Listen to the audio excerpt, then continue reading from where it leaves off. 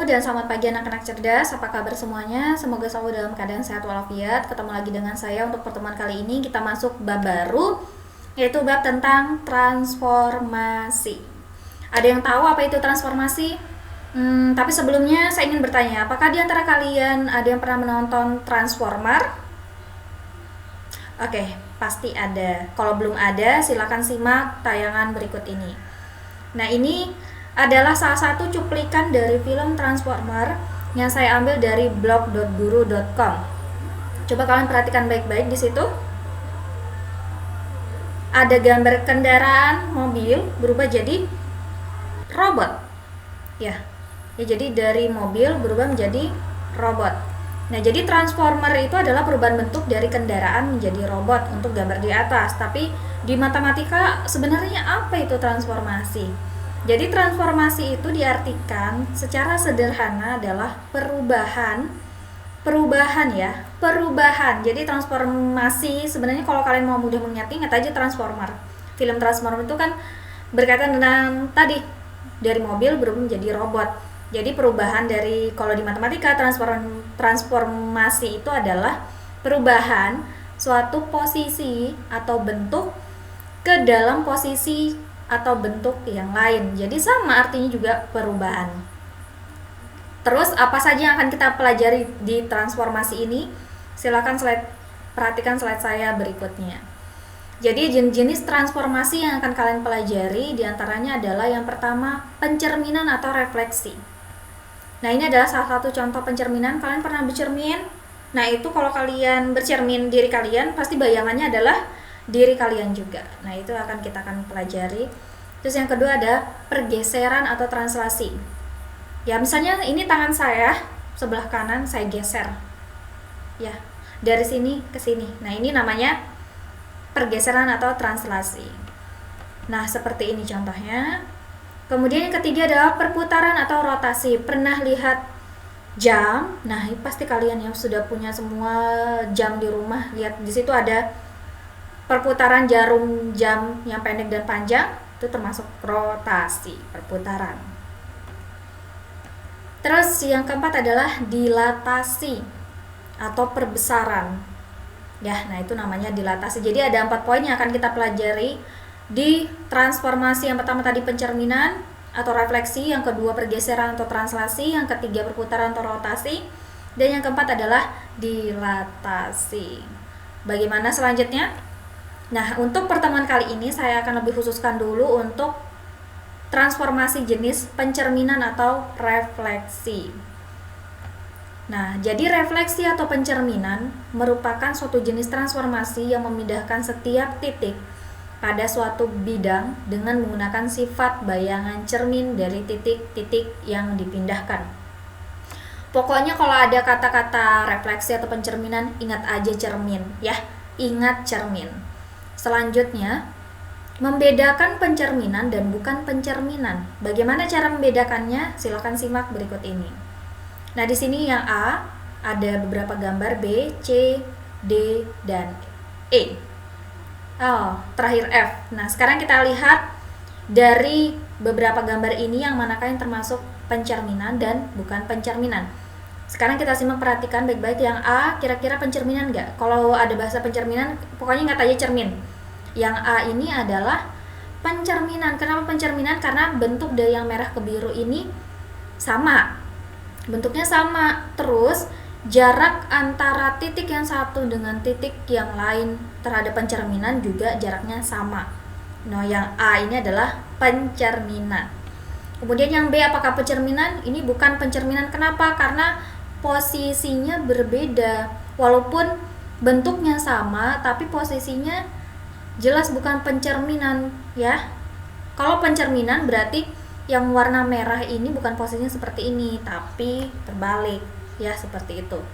Kemudian yang C apakah pencerminan? Bukan pencerminan juga. Ini yang awalnya segi 4 berubah jadi belah ketupat. Kemudian yang D apakah pencerminan? Ya, ini termasuk pencerminan ya. Ingat jarak antara titik asli dengan bayangan itu sama. Kemudian yang E ini juga termasuk pencerminan. Ya, jadi istilahnya kalau ada kertas dilipat dua, jadi bentuknya itu sama dan tidak ada yang berubah atau berbeda. Jaraknya, ingat, jaraknya itu sama antara benda yang asli dengan benda yang bayangan ke cermin. Yang F, bukan pencerminan. Jelas dari gambar ini, apakah kalian sudah bisa membedakan yang mana pencerminan dan yang bukan pencerminan? Bagus, kalau kalian sudah paham. Sekarang silahkan simak slide berikutnya. Ini ada koordinat bayangan hasil pencerminan dari suatu titik X dan Y. Jadi di pencerminan ini ada 7 konsep yang harus kalian pahami. Ya. Yang pertama, pencerminan terhadap sumbu X, nanti koordinatnya apa? Sampai dengan nomor 7. Pencerminan terhadap garis X sama dengan H, nanti pencerminan bagaimana? Untuk lebih jelasnya, silakan kalian simak penjelasan untuk masing-masing baris pada kolom ini di slide berikutnya. Nah, sekarang kita akan belajar bagaimana menentukan koordinat bayangan hasil pencerminan dari suatu titik X, Y. Contoh yang pertama, ini yang saya lingkari yang sebelah kiri, ada sumbu X, titik koordinat bayangannya adalah X negatif Y. Bagaimana penerapannya? Silakan simak contoh yang pertama dari saya. Hasil pencerminan A, buka kurung, koordinatnya 2, 4 terhadap sumbu X adalah titik. Bagaimana cara menentukan hasil dari pencerminan titik A ini terhadap sumbu X? Kita langsung menggunakan rumusnya, yaitu X, negatif Y. Nah, kita tentukan dulu yang mana X, yang mana Y. Jadi kalau ada suatu koordinat, X itu terletak di sebelah kiri dan Y-nya adalah sebelah kanan. Ini yang ada panah merah, 2 itu ada nilai X, 4 ini adalah nilai Y. Selanjutnya, A, 2, 4, kita kasih garis panah, ini hanya penulisan saja supaya mudah menyelesaikannya. Nanti hasil bayangannya adalah X negatif Y. Nah, A aksen atau A tanda petik, ya, tanda petik 1, koordinatnya adalah X tadi nilainya 2, tulis di sini 2, kemudian negatif Y. Y tadi kan nilainya 4, tambahkan depannya negatif, sudah ketemu. Ternyata pencerminannya 2 negatif 4. Mudah bukan? Mudah, ya. Jadi tinggal seperti itu saja. Supaya lebih jelasnya, nah, kita simak lagi contoh yang kedua. Hasil pencerminan titik A yang koordinatnya negatif 1, negatif 3 terhadap sumbu X. Sama, kita masih pakai rumus yang sama, yaitu X negatif Y. Nah, kita tentukan dulu yang mana yang X, yang mana yang Y. Jadi X itu adalah negatif 1. Perhatikan panah yang warna merah ini. Nah, negatif 3 adalah nilai Y. Selanjutnya dituliskan dulu koordinatnya tadi A, negatif 1, negatif 3. Dan hasil bayangannya nanti adalah rumusnya X negatif Y. Jadi X-nya tadi bernilai negatif 1, tetap dituliskan negatif 1, kemudian negatif Y. Tadi diketahui nilai Y-nya adalah negatif 3.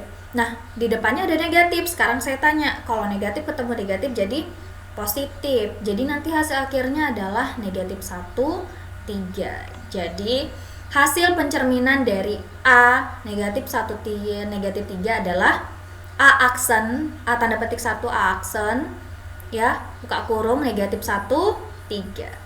Gimana? Sudah bisa mulai memahami? Saya yakin kalian pasti bisa. Kalau misalnya masih bingung, silakan putar video saya dari awal. Dan di sini akan saya lanjut untuk di penjelasan saya di video selanjutnya.